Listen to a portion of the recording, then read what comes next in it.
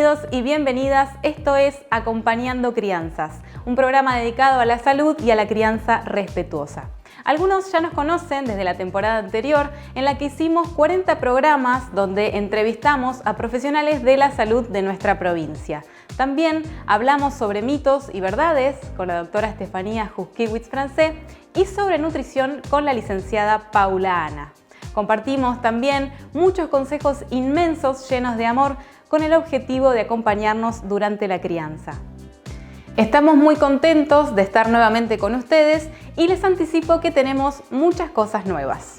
Para empezar, les cuento que hoy van a poder ver la primera parte de la entrevista que hicimos con la doctora María Benedetto, médica pediatra de Macachín.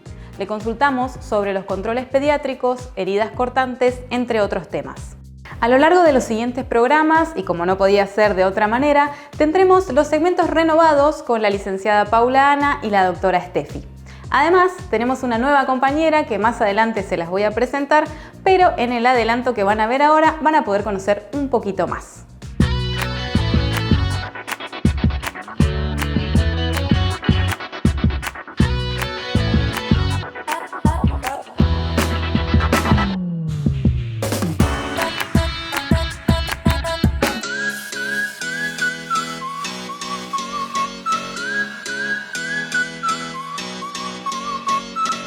Nos encontramos en la localidad de Macachín para conversar con la doctora María Benedetto.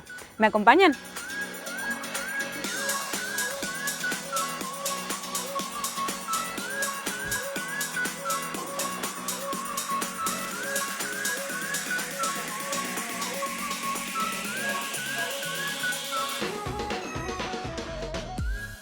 Bienvenida María, Acompañando Crianzas. Muchas gracias por recibirnos.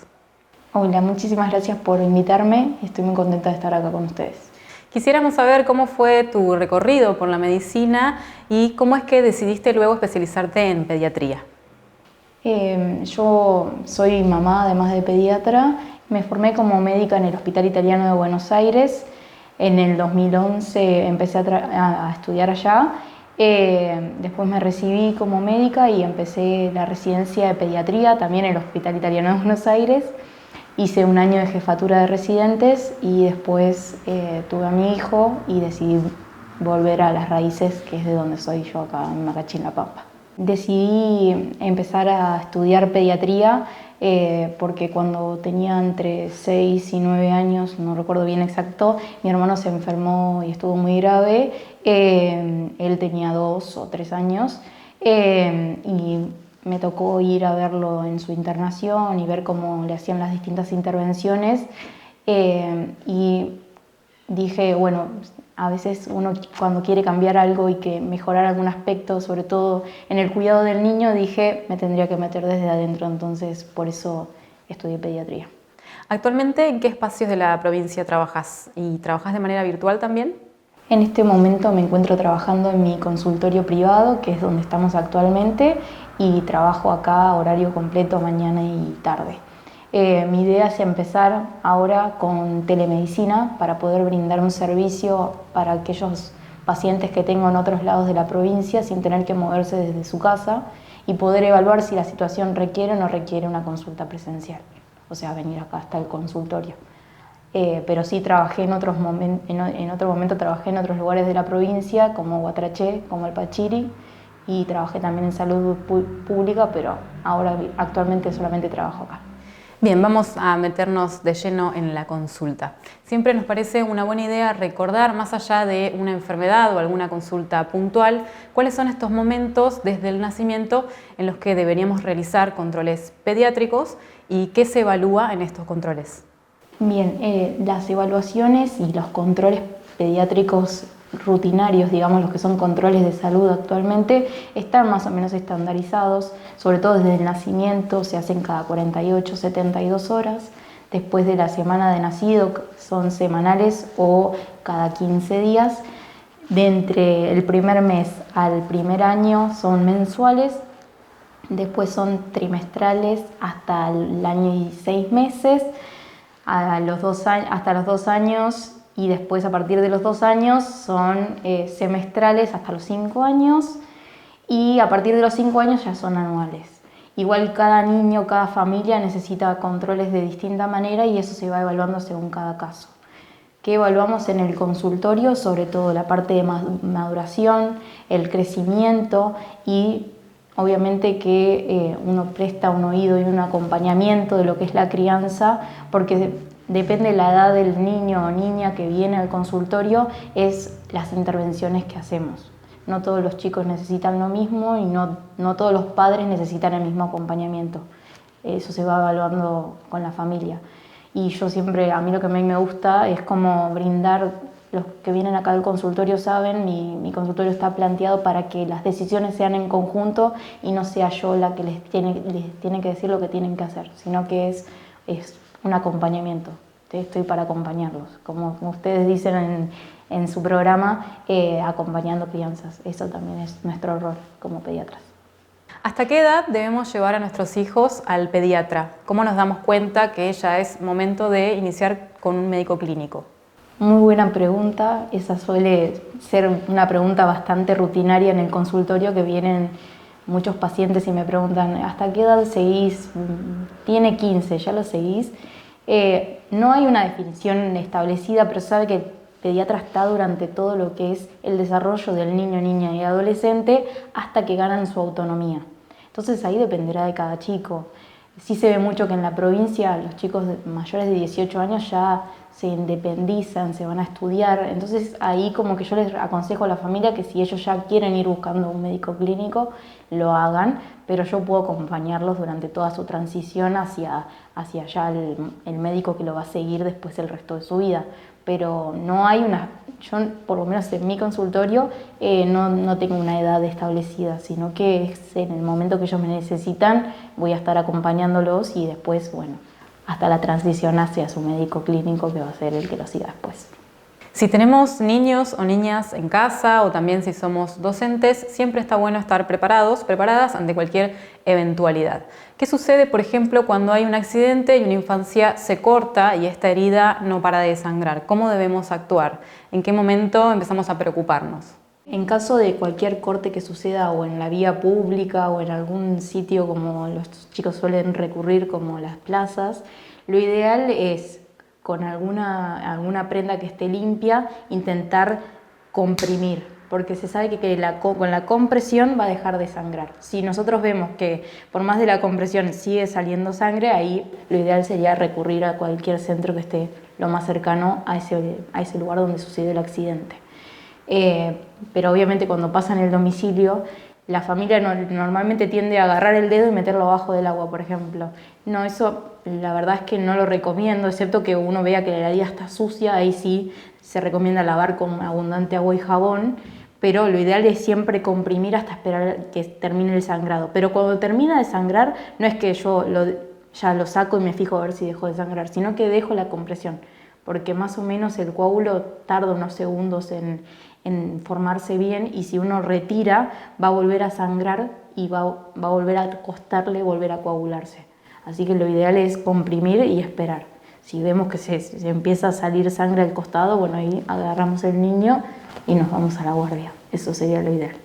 Vamos a un corte y enseguida volvemos con más Acompañando Crianzas.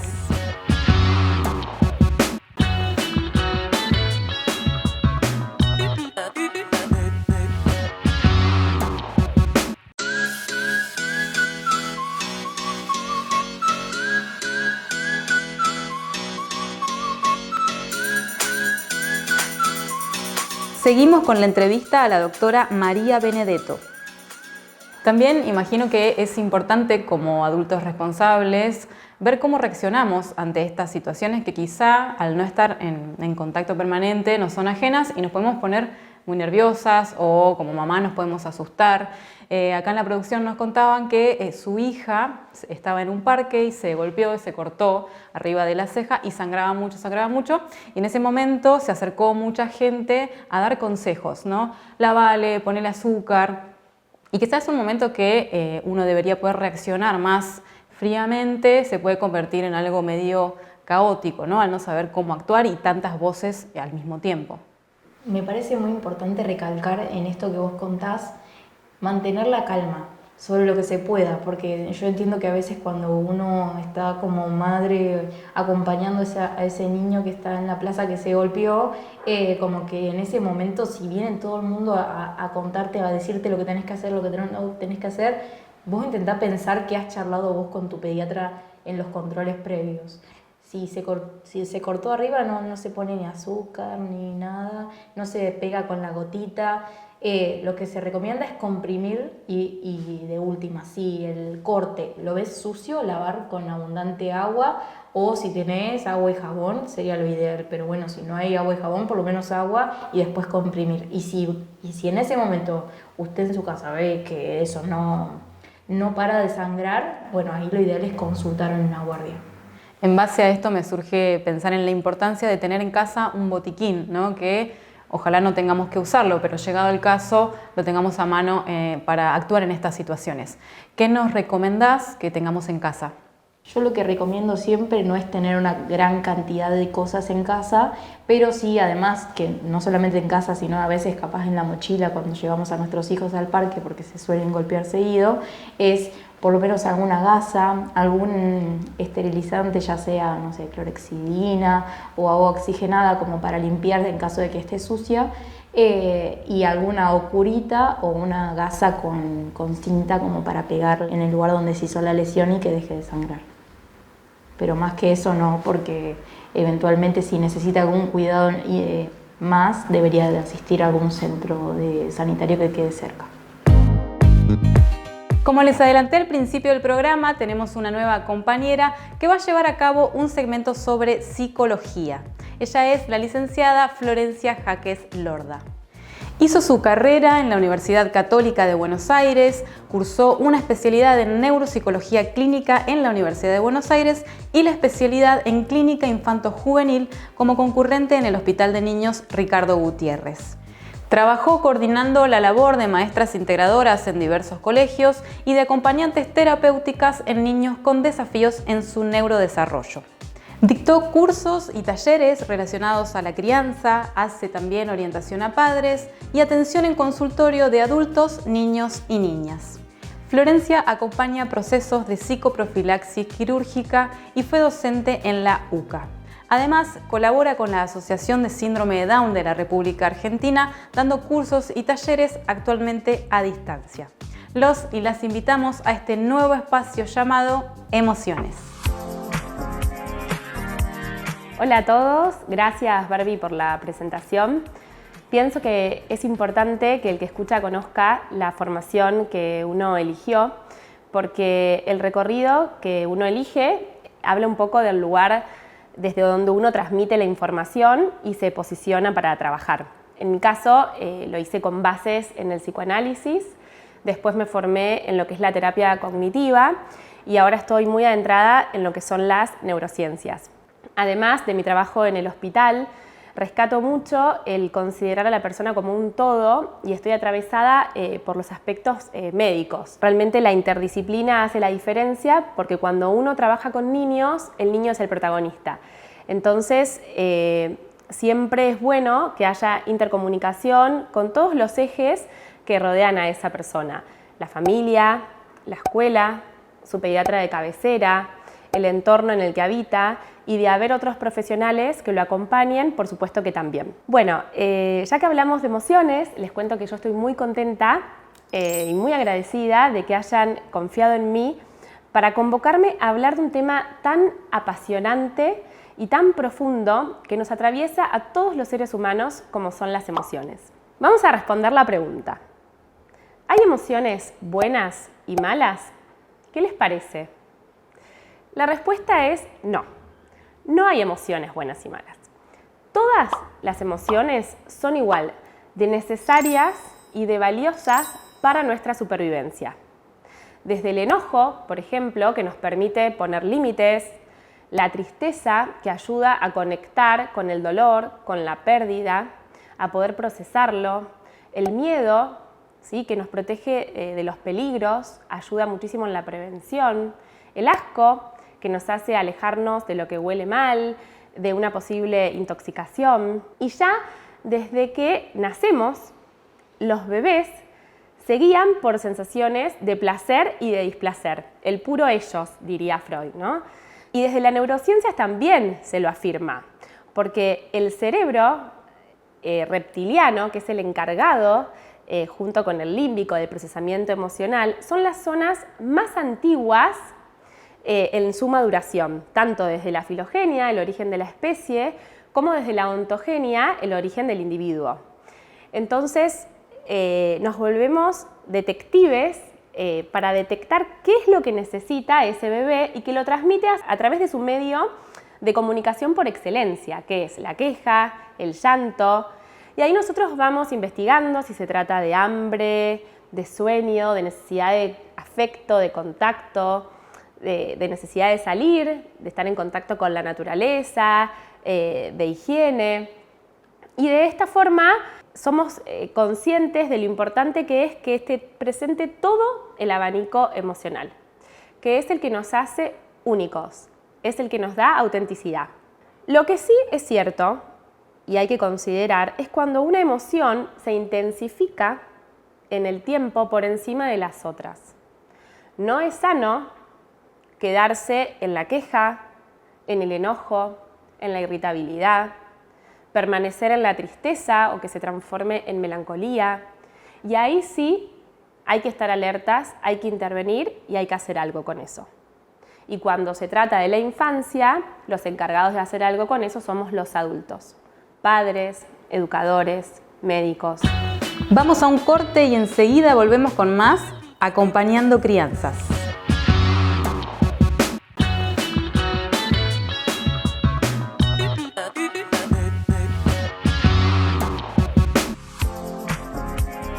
Seguimos con emociones.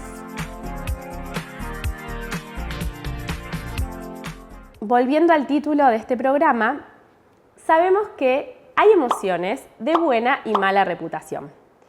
Podemos considerar que el enojo, que la tristeza, que los celos tienen mala fama. En cambio, de repente la alegría está sobrevalorada. Cuesta mucho como sociedad hoy en día frenar. Estamos acostumbrados a vivir en la inmediatez, en el estrés, a estar pendientes de los resultados, muchas veces por encima del proceso y del esfuerzo. Vemos que hay muchos niños y niñas con muy baja tolerancia a la frustración. Muchas veces ponerse en los zapatos del otro, esto que llamamos empatía, cuesta un montón. Y a veces no es necesario, no todo el mundo está preparado para una escucha activa, pero al menos está bueno frenar y tener gestos de acompañamiento frente al dolor. Hay familias a las que les cuesta mucho, familias y personas, vincularse con la tristeza, otras con el enojo, y realmente lo que no se habla y lo que no se dice por algún lado tiene que salir. Winnicott habla de un concepto muy interesante que es el del falso self, que es esos niños que por responder a la expectativa de sus padres y lograr la aceptación y el amor de los padres empiezan a esconder sus emociones más genuinas. La ira, la angustia, el dolor pasan a un segundo plano en esta necesidad de ser queridos. Alice Miller en su libro El drama del niño dotado también habla de esto y de cómo vamos perdiendo poco a poco nuestra autenticidad. Y ya vamos respondiendo en la vida a lo que se espera de nosotros y nos vamos desconociendo. Entonces, qué importante es redescubrir ese verdadero self y fortalecerlo. Y esa es la función del adulto respecto a la niñez. En la película Intensamente, que es una muy linda película para ver en familia, la protagonista, Riley, oculta sus emociones de enojo y tristeza. Ella de alguna forma se sobreadapta a lo que los padres en ese momento necesitan. Padres amorosos, pero que quizás también estaban transitando el estrés de una mudanza y a los cuales les daba mucho miedo que su hija sufriera por este cambio. Entonces se ve como ahí hay un desencuentro en la comunicación, un desencuentro que lógicamente no tiene mala intención y donde lejos está de culpabilizar a alguien, sino más bien poder ponerlo sobre la mesa y ver qué pasa, ¿sí? Es muy común que los grandes cambios conlleven sentimientos ambivalentes. Tener un hijo, casarse, mudarse, dejar un trabajo, empezar otro. En este caso, la mudanza puede tener lo bueno, como esa expectativa de lo que vendrá, y también la nostalgia de lo viejo. Y esto puede convivir tranquilamente en armonía. Y esto es también lo que, psicoeducando a nuestros hijos, les podemos enseñar. Cuando las emociones se reprimen, por algún lado aparecen. Entonces podemos enfrentarnos a cuestiones psicosomáticas, donde ya se ve afectado el cuerpo. En algunos casos puede haber dolor de panza, dolor de cabeza, irritabilidad. Muchas veces la tristeza se traduce en enojo. Uno ve que el niño está constantemente enojado, pero lo que hay en el fondo es tristeza. También pueden aparecer dificultades en el sueño, en la alimentación, atencionales, ¿sí? Muchas veces el motivo por el cual un niño no presta atención en la escuela es porque su cabecita está intentando procesar sus sentimientos de tristeza. Y miren entonces si no hay que darle un lugar de relevancia. Todas las emociones tienen que tener un lugar de expresión. Las emociones básicas que describió Ekman son 6. La alegría, la tristeza, el enojo, el miedo, el asco y la sorpresa. De alguna forma, esto que estoy transmitiendo, no quisiera que sea generador ni de estrés ni de aumento de cortisol para las familias, porque la verdad que criar y educar es una de las tareas más difíciles, que nos convoca a diario a autoobservarnos y ver qué hacer con eso. Incluso a pedir ayuda. Entonces, para que nosotros podamos darle un lugar a estas emociones y acompañar respetuosamente a nuestros hijos o a nuestros alumnos, es necesario revisar nuestra batería personal. En el avión, por ejemplo, las azafatas, cuando explican qué hacer ante posibles accidentes, ¿qué es lo que dicen? La máscara de oxígeno primero se la coloca el adulto, para después asistir al niño. De esta misma forma es importantísimo cuidarnos en la vida. Entonces, cuando veamos que nuestro vaso ya está lleno, que no le entra ni una gota, y cuando veamos que realmente se nos acabaron las herramientas, revisemos si estamos teniendo espacios personales. Cuando uno tiene quizás un bebé, ese espacio puede reducirse a bañarse tranquilos o a escuchar una música que nos guste, que nos haga bien, que nos conecte con lo que deseamos camino al trabajo. Pero al menos hacerlo consciente ya es importante. Las emociones en la infancia son su preciado tesoro.